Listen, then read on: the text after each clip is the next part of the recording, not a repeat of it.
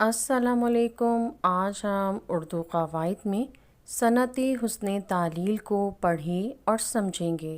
तालील के लुग़वी मायने वजह बयान करना या वजह मुतय्यन करना। हम सनअत हुस्न तालील की तारीफ़ को पढ़ते और समझते हैं। जब शायर अपने कलाम या शेर में ऐसी शायराना वजह या इल्लत बयान करे जो हकीकत पर मबनी ना हो बल्कि शायराना हुस्न के लिए पैदा की गई हो, यानी कि किसी भी चीज़ की ऐसी वजह बताना जिसका हकीकत में कोई अमल दखल ना हो, सिर्फ़ शेर की खूबसूरती बढ़ाने के लिए उसे कहा गया हो या लिखा गया हो। यानी कि किसी चीज़ की खूबसूरत शायराना वजह बयान करना जो कि उसकी असल वजह ना हो, लेकिन इस वजह से शेर के मायनों में हुस्न पैदा हो। तो हम सनअत हुस्न तालील को मिसालों के ज़रिए समझते हैं। प्यासी थी जो सिपाह खुदा 3 रात की, साहिल से सर पटकती थी मौजें फरात की। तो इस शेर में शायर करबला का वाक़या बयान कर रहे हैं कि जब हज़रत इमाम हुसैन और उनके मुजाहिद साथी 3 दिन से प्यासे हैं और नहर फरात की मौजें साहिल पर आकर अपना सर पटक रही हैं। तो शायर यहाँ पर उनके सर पटकने की ये वजह बयान कर रहे हैं कि नहर फरात की मौजें शिद्दत गम और इंतहाई मायूसी के आलम में हैं, क्योंकि वो हज़रत इमाम हुसैन और उनके मुजाहिद साथियों तक नहीं पहुंच पा रही, जबकि मौजों का टकराना एक फितरी अमल है।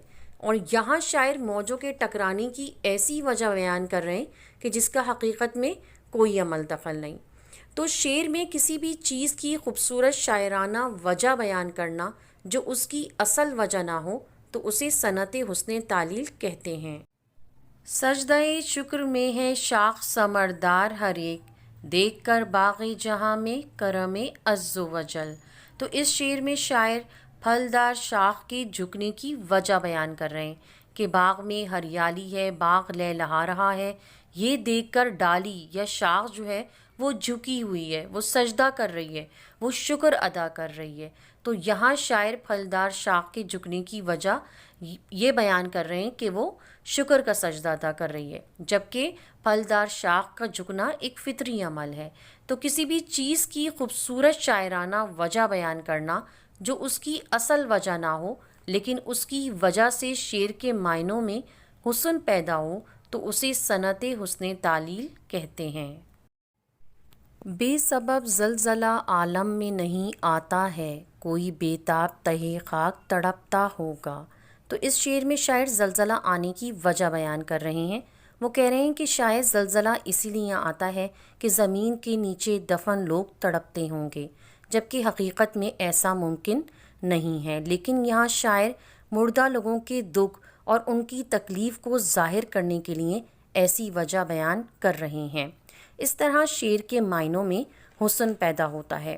तो किसी भी चीज़ की खूबसूरत शायराना वजह बयान करना जो उसकी असल वजह ना हो, लेकिन उसकी वजह से शेर के मायनों में हुस्न पैदा हो, तो उसे सनअत हुस्न तालील कहते हैं।